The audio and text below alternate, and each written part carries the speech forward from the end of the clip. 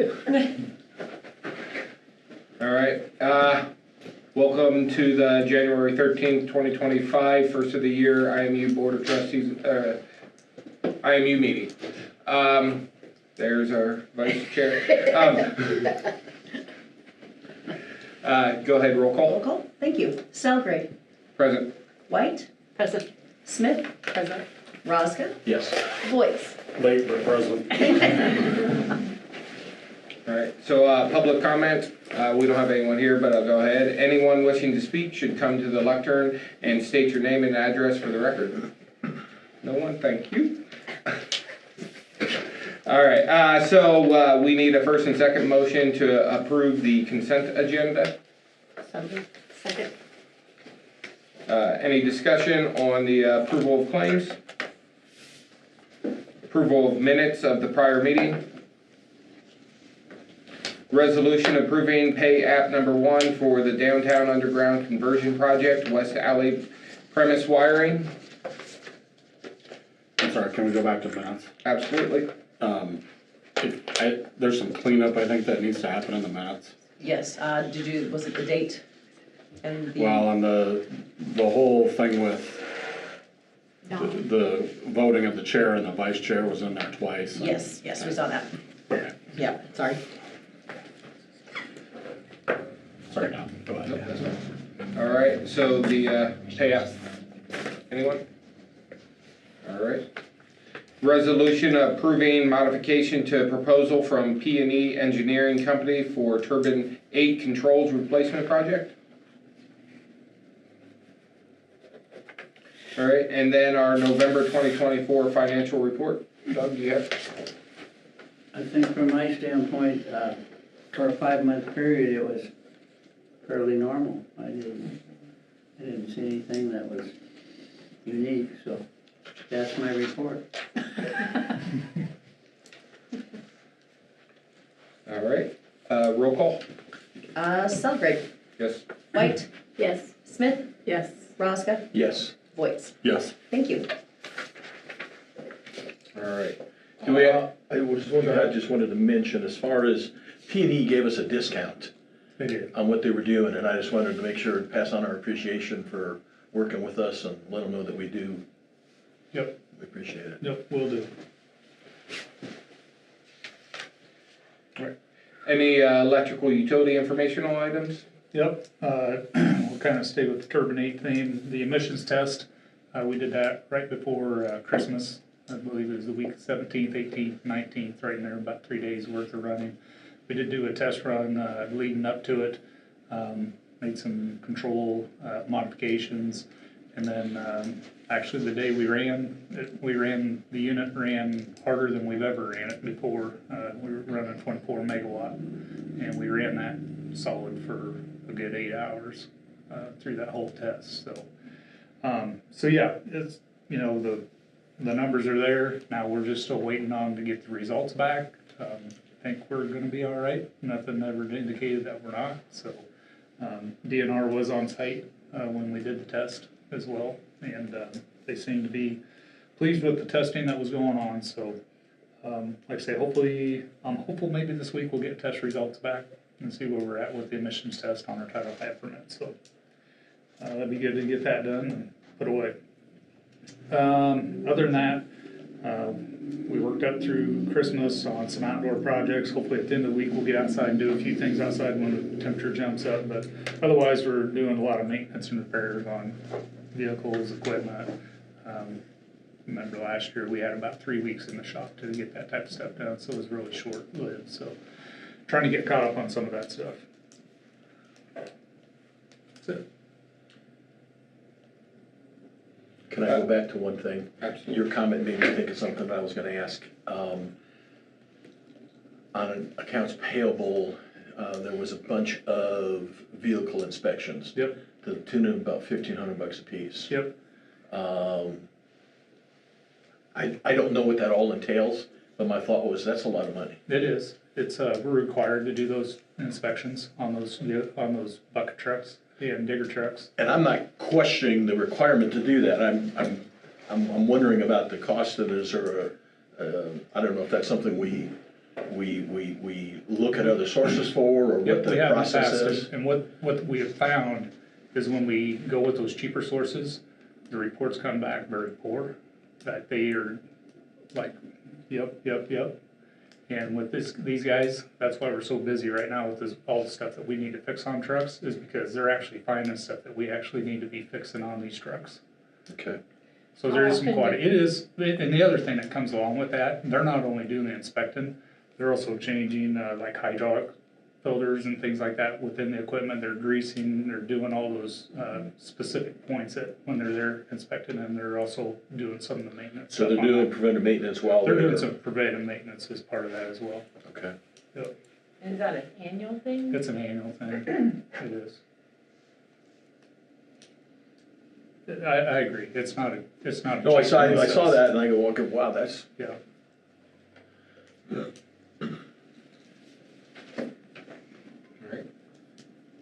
Any, water utility informational items? No, it's pretty short and sweet. We're just continuing with tank maintenance, a lot of just pump maintenance around the plant. We did have, since I've been here for 14 years, we did only have 11 main breaks last year, which is probably the least I've ever had since I've been here. Unfortunately, this weekend we had 2 of them, so kudos to the guys last night. It was bitter cold out, and they finished up about midnight, so. Where were they last night? Up on the 1300 block of North 6th. Believe it or not, it was actually a plastic main that had a weak spot in it and it cracked. And so a newer, it's, I say newer, probably 20 years old, roughly. Yeah, it's new, but. Yeah, so I mean, it's just to that point now. It's taking longer to fix as well. I mean, they ran into about 6 inches of frost, so getting through frost, and unfortunately it was 9 foot deep, so it takes longer to get down to it, but very minimal disruption, and it's back to normal. So when that happens, does somebody have to report it, or do you have some sort of a sensor that tells you that it's broken? So actually the on-call guy, he got 3 phone calls, I got 1, so then usually the PD will, somebody will call PD and then they call dispatch us out. That's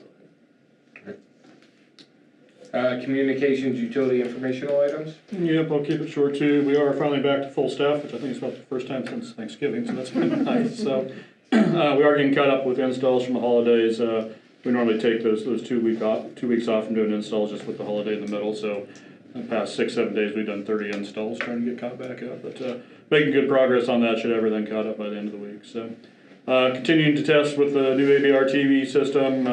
Working with CFU. That's all moving forward.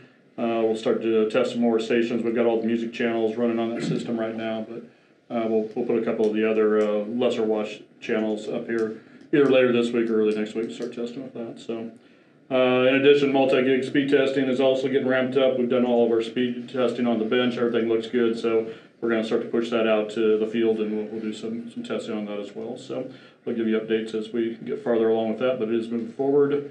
And then just a lot of regulatory filings right now too. The quarterly stuff is due, and then the annual, yearly stuff as well. So that's been taking a lot of time in the last couple of weeks, but I think we got through all of that as well. So, are we getting any more customers off of the north and south expansion? yeah, we're going to do one tomorrow, and then there's another one scheduled for the end of the month. They were still building stuff like that. So yeah, I did get an update from Newcom about Telcom's progress down on the south. They're still pulling in fiber down there, so we still can't hook up east on So the Nevada south yet. isn't live yet? South is live down to the Nevada corner and back to the west, but nothing to the east yet. Okay. But I think they'll be done here in the next week or two, hopefully, and then we'll be ready to go in the spring when we can actually get back and get stuff on the ground. So yeah. Are we getting a lot of calls for pre-requests? Not so much down there. We did a couple of mailings down there that worked out pretty good. I have gotten calls from the people along Nevada. I think we're gonna get pretty good response from those folks. And then whatever that little development is, as you get to the highway and turn south, there's that one little development, it's got a little horseshoe back in there. We've had also some good interest from those folks as well, so I think once we send the postcards out, yeah, we'll get some good response back from them, so.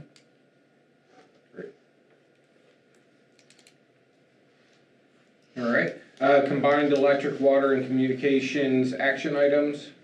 Presentation of the discussion of the IMU classification and compensation and benefits study. All right, yeah, as you recall, we had contracted with GovHR, which is now MGT, to do a compensation study for us. I think Chris and I have powered through this. We did get this information kind of in that draft form Thursday, so we really haven't worked through a lot of the what ifs and hows and you know, the hard implementation stuff. But I would like to turn it over to Rachel and just have her kind of walk through. She's got a presentation. She can talk about the hows, what's, whens, wheres, and whys. Thanks, Chris. Good evening, everyone. Thank you for your time. Like Chris said, I'm going to pull up our presentation. Can you all see my screen? Yes. Yes. Okay, fantastic. Really short presentation. We'll just discuss the study. My name is Rachel King. I was one of the project managers for this study and had a wonderful opportunity to work with you all, Chris, as well as all of your employees. So we will discuss the classification and compensation study. All right, first we'll kind of go over our agenda for the presentation. We'll discuss the scope of work, the classification plan, that job evaluation, which is the classification piece, the market survey, where we gathered our data from, the proposed compensation plan, and then implementation of the classification and compensation plan, as well as possible future administration of the system, and then we'll open it up to questions. So I always like to kick it off with why a classification and compensation study. Both are really crucial, but why? So for the classification, we're looking at internal structure, which supports career progression and internal pay equity. And then compensation, that external survey supports market competitiveness and provides current data to use when you're developing pay proposals. You can also use it with negotiations as well as COLA recommendations. So the scope of work, that first bullet point on our agenda, the project scope is study preparation and project meetings. So we met with administration and then we determined comparable communities. We held an employee kickoff meeting where we introduced the study and then worked through the job analysis questionnaire with them. Then we did the market survey. MGT analyzed that market data, did a lot of data scrubbing, and then met with administration to review that further. Conducted our job evaluation, and then we prepared the classification and compensation plan. And then we put together the draft report, which you all have. And then, of course, this is the presentation. Once you all are comfortable with the draft report, we will finalize that report. The job evaluation, I've said it a couple of times, but it's a job analysis questionnaire. So 24 positions were reviewed using the following 9 factors to establish internal equity. So we look at education, what is the required preparation and training needed for the position? Work experience, what's the minimum years of experience needed to perform the job? And then we ask them their decision-making and independent judgment, as well as responsibility for policy development, their planning of work, contacts with others, how they represent the organization, if they work only internal or if they also meet and work with external individuals as well. And then work of others, otherwise known as if they supervise anyone, their working conditions. And then the last one is use of technology or specialized equipment. So that's the job evaluation piece. So those positions were evaluated based on the following: the job description, the employee completed a questionnaire, and then the supervisor provided comments about the questionnaire. And then we held virtual interviews with at least one employee in each position to make sure that we were fully understanding the position and that the questionnaire was accurate and true. The classification plan was developed based on internal equity, ensuring that positions are aligned based on their relationships to one another. And then you can see in the draft report, that's actually table 1. That's the classification plan. I'll pull that up at the very end and we can look at that as well. So for comparable agencies, when we're looking at comps and really gathering the market data, we need to determine which agencies should be used for survey purposes. And these were carefully chosen to align precisely with the specified requests provided. These ensure that the comparison group was aligned with IMU's comparable peers and strategic goals. So you might notice some bolded peers. These indicate those who either responded to the survey or were included in MGT's research to gather data. And then if they have an asterisk, which right here you can see this one, indicates that the peer was selected for comparison purposes and is significant for ensuring meaningful comparability. And this is also within the report as well. So market survey, we surveyed for salaries and benefits, but for salaries, the data is collected through the use of the survey, obviously. Each position is defined to assist in gathering accurate data. So we listed the positions as well as a brief description of the position itself. And then the salary data was reviewed to determine if the information gathered was appropriate. So we did some data scrubbing just to make sure it was accurate. And then salary ranges are the preferred method for us to gather salary data. So we ask for minimum, maximum, and then actuals. We prefer gathering the minimum and the maximum as opposed to the actuals, because then we're able to gauge what a better use of the market. And then salary data was gathered, salary data gathered is the current market for the positions. The data that we gathered is as current as November and December of 2024. So another aspect to the survey is the benefits component. So benefit data was gathered, reviewed, and comparative observations were made. You can see this in Appendix D and then as well as a written analysis. But we looked at health insurance plans, HSA or health savings accounts and contributions, health insurance premiums, dental and vision insurance, as well as any premiums as well, life insurance, sick leave, personal leave, holidays, vacation time, and then other benefits.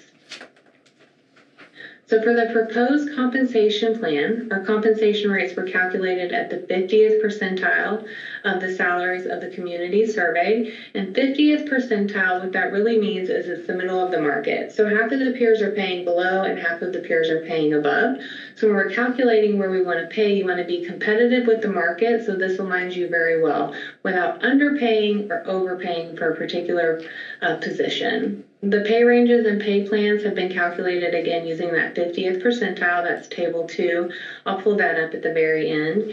And the compensation plan consists of 11 pay grades, with 1 being the lowest and 11 being the highest.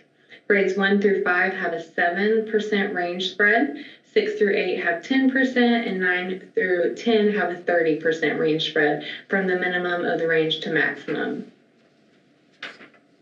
In terms of proposed implementation, any employees whose current compensation is below the minimum, we do recommend raising them to the minimum of the range. The compensation of employees whose present compensation is within the range for their classification should be slotted into the new compensation plan at their current pay rate. I have a slide after this where we'll discuss a little bit of longevity and some unique circumstances. And then the compensation of employees whose present compensation is above the maximum should be held at their present rate without a reduction in compensation. This does not apply to you all, but always important to kind of share this information as well. So there's that. And then we'll move on to kind of what I was alluding to just a second ago, those next steps. To recognize experience, promote retention, and effectively manage budgetary impacts, we do recommend considering the following next steps for implementation. So assessment of longevity tiers. We can categorize your employees into specific tiers. So example, 1 year, 5 year, 8 to 10 years, 15, so on and so forth. Each tier would reflect a specific range of longevity. And then for each tier, specific compensation adjustments can be defined. So for an example, 8 to 10 years, we would recommend that being the midpoint of the salary range. So let's say you brought your employees up to the minimum, but then if someone's been here for 8 to 10 years, where should they really land between the minimum and the maximum? We would recommend right between the midpoint of that. This would be a one-time movement of employees into the range based on their years of service in the position. And this is optional to implement, but can be considered as the next steps in the implementation process. The years shown above are an example only. Internal recommendations may have minor changes. I know Chris kind of alluded to it's still a little bit of a work in progress. For future administration, we do recommend reviewing classifications each year to respond to changing conditions. Whenever we put together the final report, I will provide administration with some tools, and then creating, adjusting, and or removing classifications as they're needed. For compensation, we do recommend surveying those entities for particular salary changes, as well as looking at the CPI, and then adjusting pay ranges, and then consider pay adjustments for employees. And that is it for my rather short presentation. I'm going to pull up, actually I'm going to stop for 1 second. And then I will pull up table 1 and 2 so we can look at that. But I'd love to open it up to questions.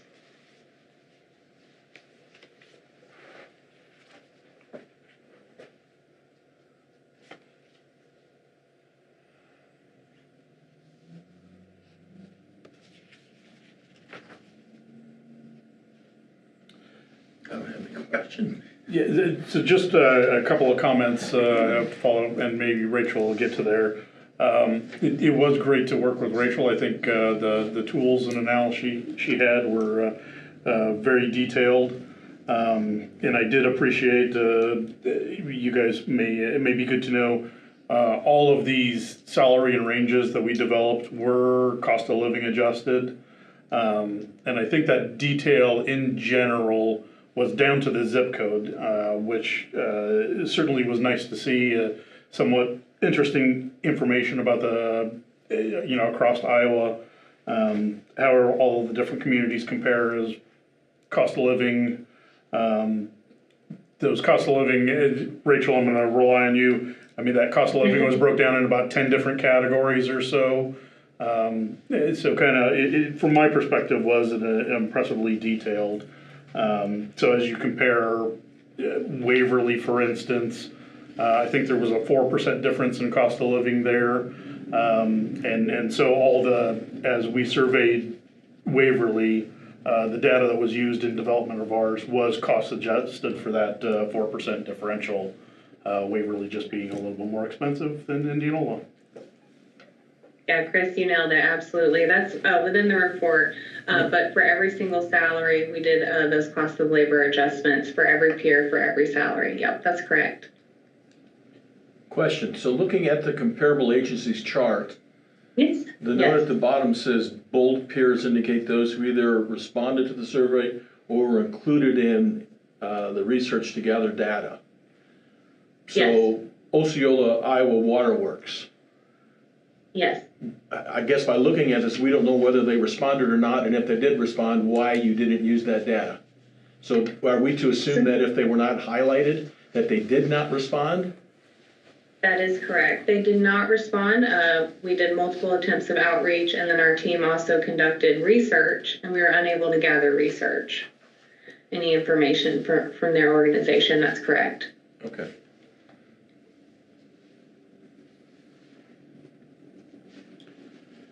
And on that same page, I was going to ask about Mid-American Energy. So it looks like you sent the survey to them and they responded, but what they responded with was limited in what the positions were. Am I interpreting that correctly? You are. Hang on 1 second. I can skip to that page. I apologize if I'm. It's right up here. Yeah, I'm just going to pull it up, that way everyone can kind of see exactly what you're alluding to. Right here. So they were selected for comparison purposes, but their data only includes 2 positions that are not lineman roles. So we definitely wanted to signify the uniqueness in that, just to acknowledge that. But yes, you are correct. Yeah, they responded for some office. I mean, I think if it was in here and we said we got data from them, you would assume that it was lineman and electrical related stuff. They responded for a couple of office type positions, maybe CSR and payroll person. So those numbers were not included in the lineman stuff. And so while we did have data from them, it wouldn't probably be the data you would assume. You can see that in Appendix B as well.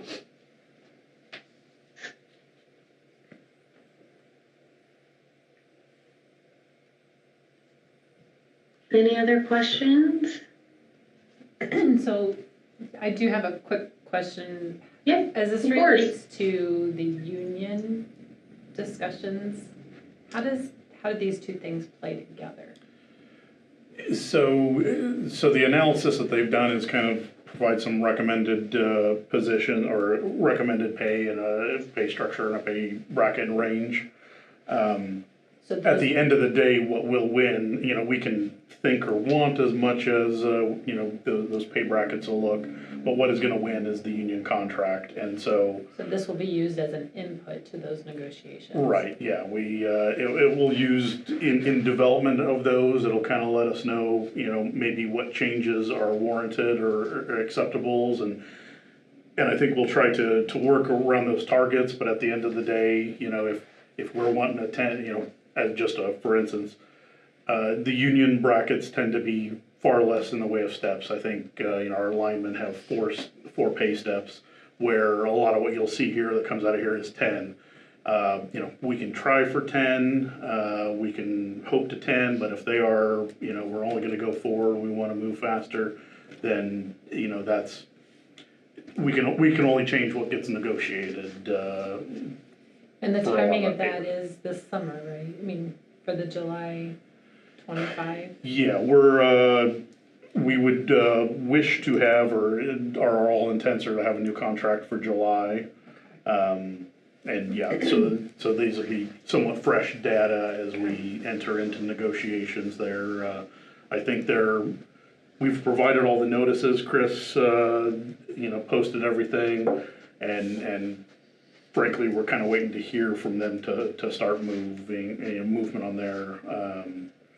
So we're ready. This will be a tool we use, and we should start here in the next few weeks, I would assume. Thank you. So then are we gonna still have the step categories that we have always used? Or will this take place in place of that? We can do whatever we want, these are recommendations. Okay. That's the way I look at it. So, I don't know if Chris or Rachel's the right person to ask this question, but I mean, I know you've just had a chance to look at this report for a relatively brief time and haven't been able to go through employee by employee and do the analysis.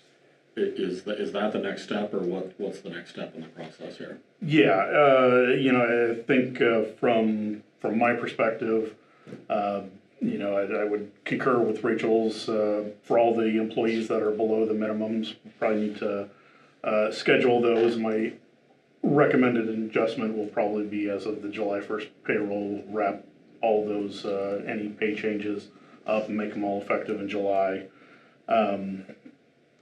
You know, as to more detailed or what the, you know, next step beyond those minimums, you know, there's obviously budget constraints and concerns, and we'll take a look at what needs to be changed, what some of the further recommendations they have.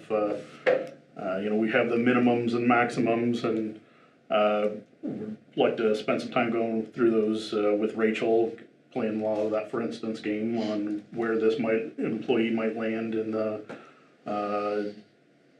between those minimums and maximums and the hows and whys, and develop that process, see what we can afford, and so on and so forth. So I'm skipping ahead to the conversation I think we're gonna have a little bit later, but just thinking about the budget impact, you haven't really gone through and applied the recommendations in here to the budget yet, right? We have Right. not. Yep. Yeah, this was, the budget is kind of standalone, a little more status quo. We'll talk about some of the missing components there here in just a little bit. Yep. So the work that's done in this study is really time served, not performance level. Is that a fair assessment? That's what I got out of it. I think that's what those tiers based on years of service. I didn't see anything discussing performance. Is that correct, Rachel? That's correct, that's correct. That's correct. It's just purely job evaluation, not performance evaluation. That's correct. And I apologize, I was on mute, so I'm so sorry.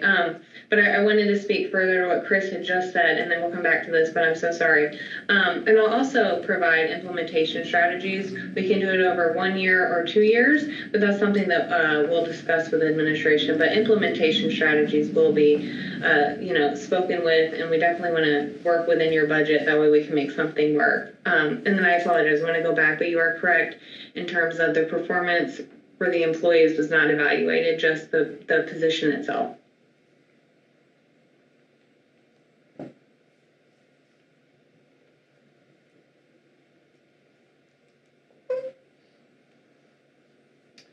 So if the next step is really kind of to analyze and assess what impacts will be on budget, will we be able to do that relatively quickly, or is that something that will take a longer amount of time?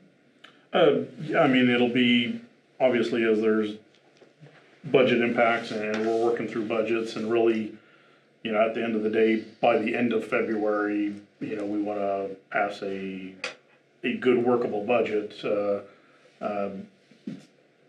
Any changes that we want to make relative to this will have to be incorporated into that. We'll have to work quickly. So, I'm sorry. Would we need to wait till the union negotiations are done for the budget as well, since that could have a... For certain roles? On those certain roles, typically the union negotiations don't get done until late May, and June, and since I've been here, there's been a number of ones where we filed extensions and moved it into July, back when I was with the city. And of course, we need to have the budget done by February, so we're gonna make efforts to get as much as possible as we can as far as some of these other unknowns. But the union contract, we're gonna just have to make our best efforts. We're not gonna know what our union contract looks like until much later, until much after we pass that budget. Do we hold on those positions then, on any of the recommendations until we know? Because that might have a big impact, right? We likely should budget something. For the budget, Yeah. I would suggest we just take our best guess, Right. best estimate at the time. Because if we don't, we're gonna be low. We may need to modify it, but it feels like we don't do anything, we'd be missing the card. Yeah, and that's typically what we do, is make our best guess. We have some data, we can kind of work with some limited stuff. Our attorneys will kind of, as time goes on, they're looking at contracts that are settled in the next couple of months, and keep us abreast of kind of what the market looks like. That plays a role in it as well. Are people wanting 1-year contracts because of uncertainty, or are they wanting to lock in 5? That union negotiation, there's a lot of components in there, and at the end of the day, by the end of February, we won't have anything but a best guess. Maybe that's not the best way to say it. We're gonna make our efforts to have an educated guess, but it won't be complete and may not reflect directly what's going to be in the settled union contract. So it does seem like the last few years we've been kind of on the tail end of what the city has done from a salary perspective. It seems like we kind of get that in the 11th hour, and then we hustle around and have a conversation. It did appear that the city was part of our input gathering. Is that fair from the I list? think, yeah, they were one of the data components. Have we shared, or will we intend to share our result with them and give them a sense for where we're at going into this, rather than being on the tail end of them trying to do something different and unique and us reacting to that? We're certainly going to share. We're certainly going to share all of our data with the city. That's just part of being a good neighbor. I think the difference this year, in the past, we've lined up and had several contracts that were pretty similar, and we end up moving somewhat together, or at least attempt to do so. This one may depart on that. you know, I met with Wade, but I don't have a sense that he kind of understands what exactly they're gonna try to do as far as any of the inputs. And we do have datas and any, you know, corrections that we might need to make. And I don't know if that'll necessarily come in the form of a percentage correction, or we'll reset and then do a different COLA. That kind of a bit of implementation step that I don't know that we have the answers to quite yet. Monday night, they have another meeting where they start sorting out. All I know is that the outcome the last few years has It's not been good. a surprise to us. And so I'm just trying to understand, this is good work. I really appreciate that we've taken the time and energy to do this. I would hope we wouldn't just toss it aside and react to what the city is doing if this is the path that we feel is the right way to go. Yeah, and I think if any other, you know, out of consistency we've kind of followed with the city, this is a year where we've got our own set of data, and it's a bit of, I don't know that this is the best word, but, you know, what comes to mind, this is kind of a reset to us that we're gonna look to. Probably, certainly the city will have some input, but we've got our own data and are gonna kind of manage to that data more this year than anything else. You know, I think Rachel will have a good sense of maybe, you know, what any COLA would look like, and we can develop that, and larger than just a flat COLA that we've measured with the city, that, you know, we'll probably have some other work and other rearrangements that'll make really any decision that the city makes a little less useful in direct comparison.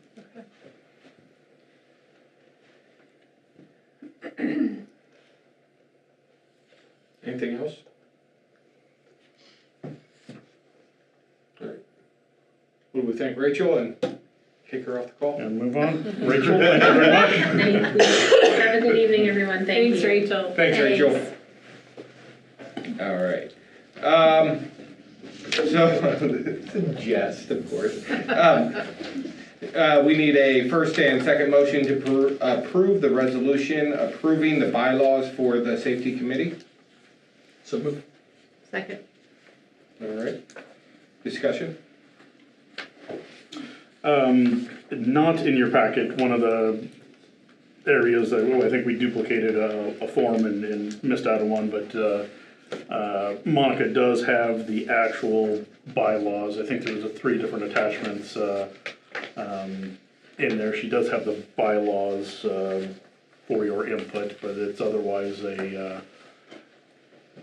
kind of a standard committee form.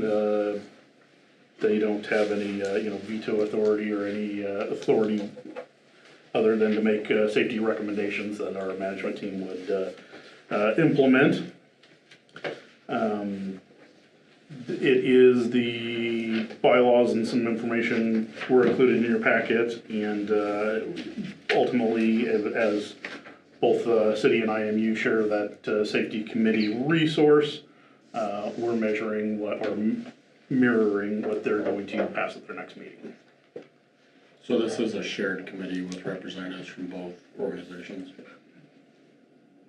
And this isn't something we've done before?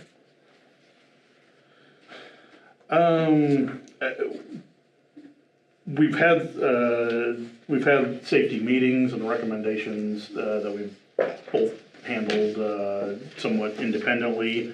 This is a more formal committee committee structure, just a little bit. It has been happening. The committee meetings, the shared resources, the working with them to develop everything. We're just putting a little more formal structure around the actual committee. I asked a question, I didn't know if this was a brand new document, or this was kind of a reapproval of a document that's been ongoing, and so this is a new. I think it's an old document, and just kind of dusting it. Okay. Kind of like to the 10 and 15 years old, we're refreshing it. What was the impetus then to recreate the safety committee? Its age, the references, the people, the organizations, the references were all kind of out of date. So who's on the safety committee? I mean, like, we've got a rotating departmental representative from all of our departments. I think, Alicia's got somebody, Justin, Mike, and Kurt all have representatives. The Like city just has. one? Correct. Everybody just has one? Yep. And they're responsible, as they participate, they're responsible to kind of bring back and discuss what was discussed at those meetings with their peers. And certainly any of the recommendations or concerns come to the management team, and we implement those or make changes as necessary. The city's got kind of the same structure. Basically, one person from every department, and a couple of our other administrative representatives. How often do those rotate? We determine internally on our department. Like for me, I got somebody that does a really good job and they don't mind doing it, so we keep I want somebody on there that wants to be engaged. And I don't disagree with that. I asked the question apart because if it's a one-year thing and if everybody changes every year, No. there's no continuity into Yeah. the committee and. Yep. Jeremy's been doing it for us for the last 3 years, so. So one thing you said there was this hadn't been updated 10, 15 years, dusted off. I don't know the exact. Well, let's just say it's been a while. Do we have any other documents out there with similar timeframes and then do we need to start getting a schedule on reviewing these documents so that they don't need to be dusted off? So they don't age out. Yeah, there we go. That's a better way. Certainly this one, out of its age, I don't know of anything else. Certainly committee participations. Our staff and managers know pretty well who's involved in what committees. This kind of is it's the last one. I think we've had kind of health insurance committees and wellness committees and the safety committee of those things that might have documents like that. This is really the only thing that has survived. All the rest of those have kind of gone away. And, the joint participation type of committees, it's our sole kind of shared committee.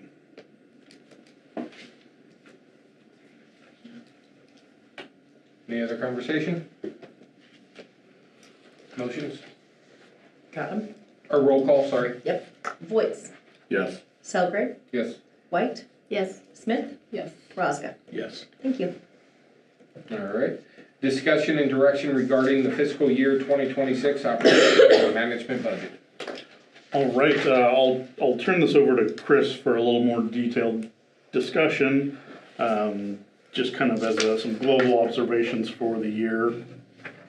It is a pretty consistent budget year over year. The stuff that we know about, price increases, inflationary pressures. They haven't stopped, but they really have, slowed pretty dramatically. I think, in the past, water has been a big source of their chemicals, just going up 40%, time after time. While there still is some rate changes or pressures, they're much smaller than they had been in the past. So, in comparison to last year versus the previous year, I think this is a little more consistent year over year as far as those expenses and the growth. And I will turn it over to Chris to kind of walk through and talk more specific numbers. Yeah, so what's in your package tonight obviously is a draft. It's in big letters on every page. As Chris mentioned, it's pretty consistent year over year. There's this year a couple of the inputs for the expense on the expense side. We just talked about salaries. We did budget for a 5% cost of living increase, which is what we've done the last few years. Of course, it's up to the board to approve that in June when we bring that resolution. But that is what we did budget for. This year, our risk insurance renewal, according to Brad Bankston at True North, he advised us to budget for a 12.5% increase on those items. Last year, we were talking about a 40% increase. So not quite obviously as big of an increase as we were expecting at this time last year. So that, we did plug in 12.5% increase there. He did feel that that could even be a little bit less as we get closer to renewal time, so, but that's what's currently in the budget right now. Our health insurance premiums, at this time, we did have our first meeting with the city last week to kind of start talking about that. At this time, we have not budgeted for an increase for the health insurance premiums. We report that fund balance to you guys now every month with our financial report. November, it was still at 2.8 million, so, you know, you guys know that we've done some things to kind of try to spend that down, and we're still at that point as far as that 820 fund balance. So at this point, we are not budgeting for a health insurance increase, but again, we met with Holmes Murphy for the first time last week and just kind of started having those conversations. Yeah, I'll jump in, just, you know, kind of echo some of those health insurance things. You know, in the past, for the past several years, our expense ratios have been 80% and 85% and 90%. You know, after our third year of holding these, we are holding our rates steady. This is the first year we're at 103%. So it does feel, you know, maybe we've kind of crested and our rates are aligned with our true expense cost structure. 103% for what period of time? For the year, for 5 months or 11, like 10 months? It is a rolling, I think that's the rolling 5, rolling 6. There was, I think, June on there, just to kind of keep for the half-year progress. Yeah.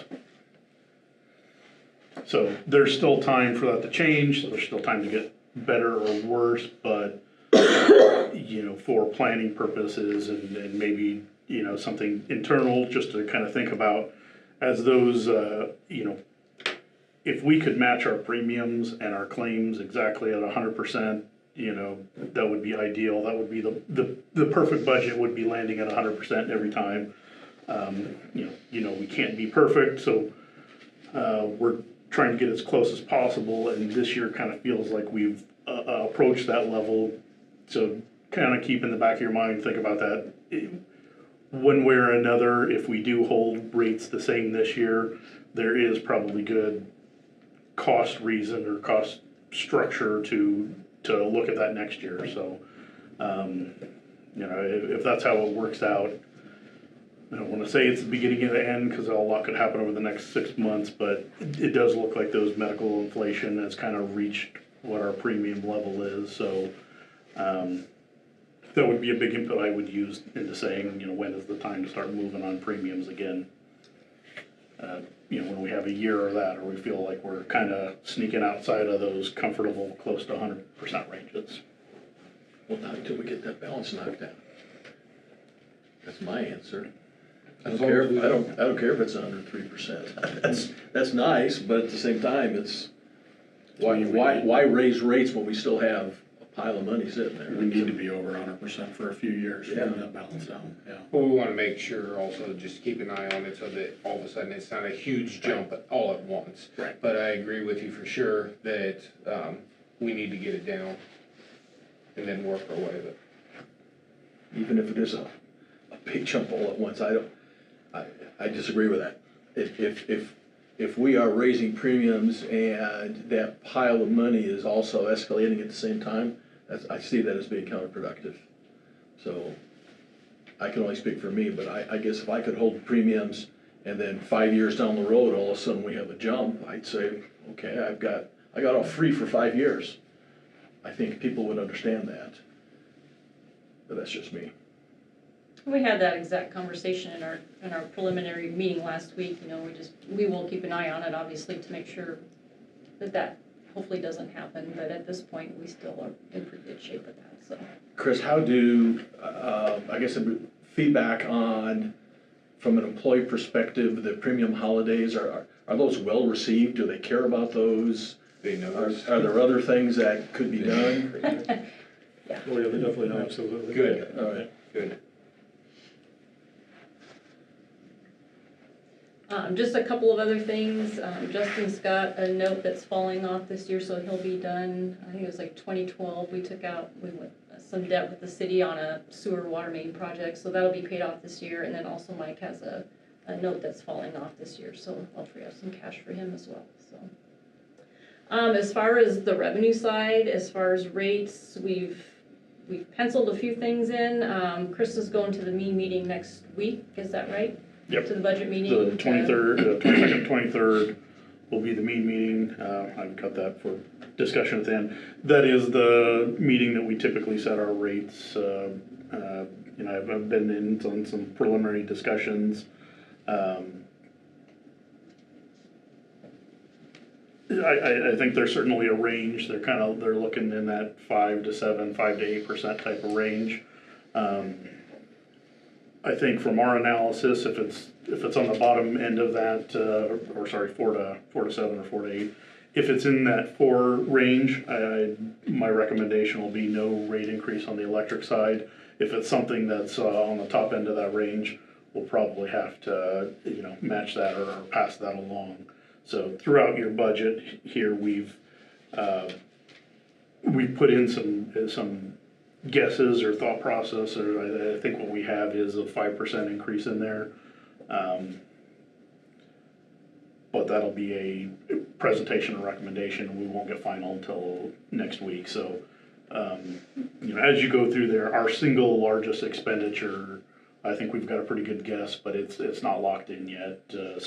And that goes across all of this. You know, any of the salary adjustments we make or look, those aren't in here yet. And so,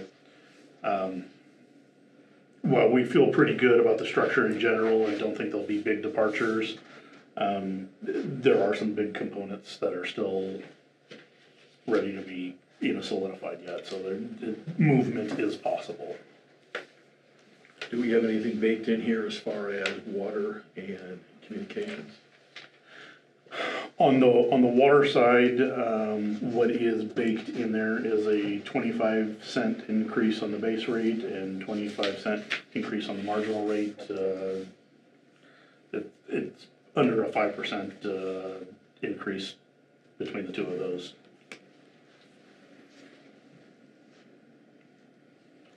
And communications, no, there isn't anything baked in there yet. So, and I would expect a TV increase.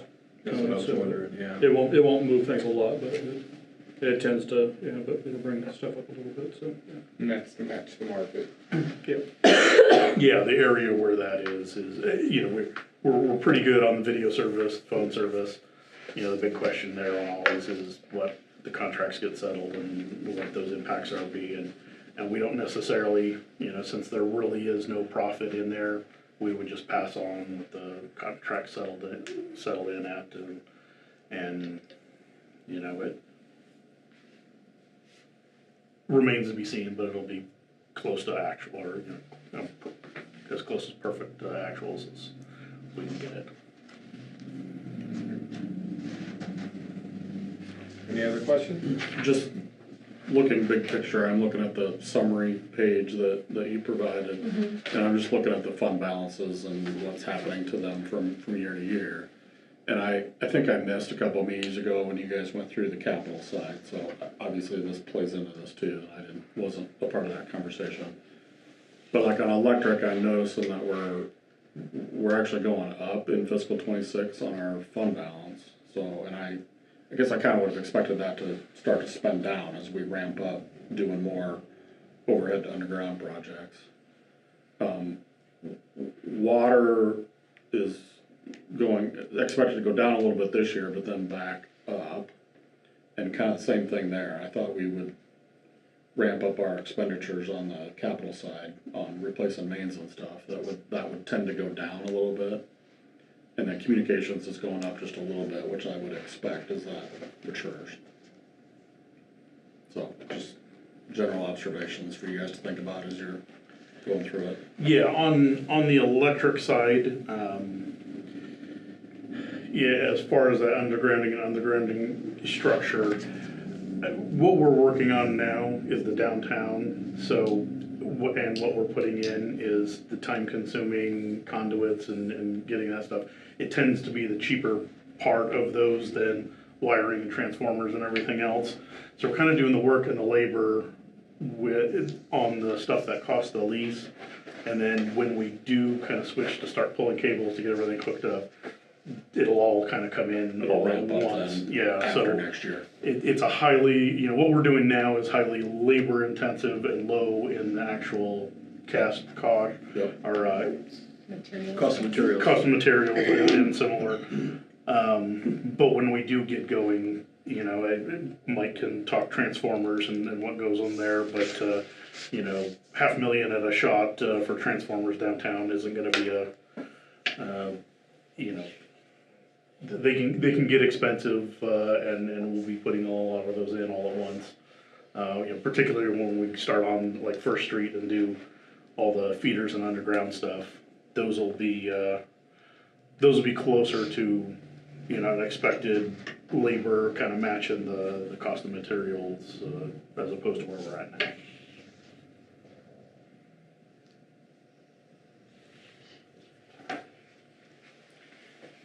I'm thinking out loud here a little bit, so bear with me, but I'm wondering if as we're doing, not for tonight, not probably even in the next month, but as we're doing longer term strategic planning and thinking about those bigger projects that we're working on, both water main replacement and overhead to underground, what is the plan to use those fund balances that we have? We've kind of accumulated a fair amount in electric, somewhat of an amount in water, and long-term, as we're doing those projects, what will happen? Will we spend down the fund balances, or will they continue to grow, or what's the plan? So kind of over like a 20-year horizon, long-term, one of the big expenditures that I don't know we have a great number on yet is gonna be new substations, East Iowa substation. We're talking about progress we're making towards that.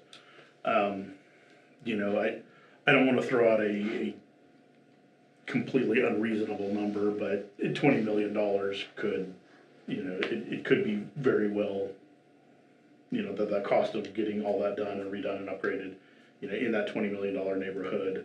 And to that end, some of these higher end transformers, if there's another run on that type of market, because a lot of the same minerals and components that get used in transformers all get used in EVs. The pressure is expected to increase on those in the future. Now, if EV changes, that could change. But we could also end up spending $40 million on transformers. Our hope or our long-term goal for electric is to have the majority, 50%, somewhere in those, a large portion of that we're able to pay for out of reserves. That would kind of, in this scenario, would probably take all those down to our minimums that we see fit, and maybe borrow for half and have half in Proctor or some version of that.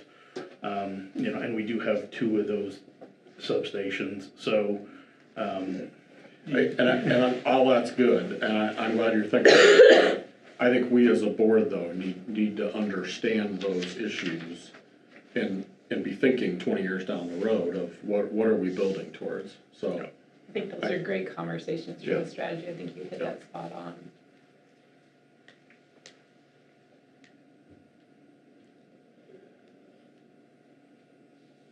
Anything else? All right, we'll move on to combined water, electric, and communications and informational items. All right, we talked a little bit, one of the items that I want to touch on is the main meeting. We'll finalize our rates and charges on the electric side on the 22nd and 23rd. So I'll be gone for that. Also, we are busy on the regulatory side. There's lots of end of the year regulatory requirements, updating various items, and certainly, again, I just want to thank all the staff for working on the budget.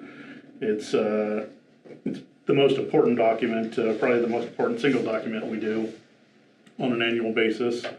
It can get boring, it can get monotonous, it can be a bit of a pain. Chris and I met with each and every person here, go through, ask questions, and make sure we're set for the year. And I'm as excited about this budget as any of the budgets we've had. I think we're kind of getting to that where there's not big changes. You know, structurally, we have bought the equipment we need for the future of electric, and so the changes are more efficiency related and progressive in little steps. But again, thanks for your work, and you know, excited to see this through and finished up. So beyond that, that's all I have. Short of any questions you may have. All right, we'll move on to other business. Need a first and second motion to approve the resolution requesting waiving ordinance for 1702 for 2025. Motions? So moved. Second. Discussion? So, yeah, in your packet is a resolution. We are requesting that the city waive the prior ordinance. As you recall, I think Ben was here last year explaining the salary increase for the Board of Trustees. And as you might recall, in that one-time salary increase was an annual CPI inflationary factor that was to take effect in January. The resolution you have before you is for you guys to decide if you will recommend to the city council, who does ultimately control your salaries. So it will be a recommendation. This is to ask that you waive that CPI component, so your salary would stay what it was in 2024 for this year in 2025. Well, how much are we passing up? 4.8%. Yeah, there's not a single person that sits on this board, or I dare say any of the other boards that the city has, that do it because of the pay. And so I think, anyway, I would approve our moving forward with this resolution. I agree. Any comments other than that? All right, let's do a roll call to Thank you. Rosca, Yes. Voights, Yes. Celebrate, Yep. White, Yes. Smith. Yes. Thank you. All right. And then need a first and second motion. Oh, wait a minute. No? I have a Other question. business. Any other business? Okay, I saw that you were going to meet with Wade, the city manager. So was there any discussion about shared services? Thus far, we've made some data requests. We haven't got the level of information we've wanted. And when we do meet with Wade, that is on my topic of just one of the. So you still More haven't got important. the information then? Yeah, we haven't, we've made some requests. We haven't got any of the information we wanted yet, so. Wasn't there a committee that met as part of the shared leadership last year? Or was that, am I making that up?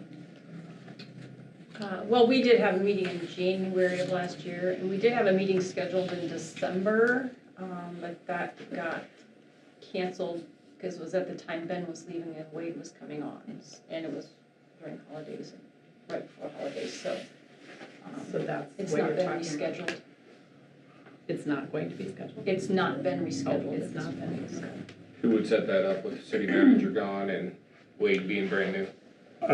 I mean, my hope would, you know, it's one of the more, Wade following that interim city manager, that the two of us could arrange that. And, you know, certainly that it was the shared service meeting that we had a number of our staff people meet with a number of theirs. You know, they requested that delay to get Wade started. I think now's a good time to rehab that so we can kind of finish up one of the last components of our budget.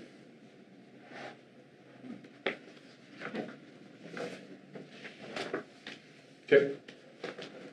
So move. Second. Roll call. Sudbury, Yes. White, Yes. Smith, Yes. Roscoe, Yes. Woods. Yes. Thank you. I mean, my guess would be with him just coming on board, that's That's probably not a priority. mine, even though it's in. I would think his age should probably be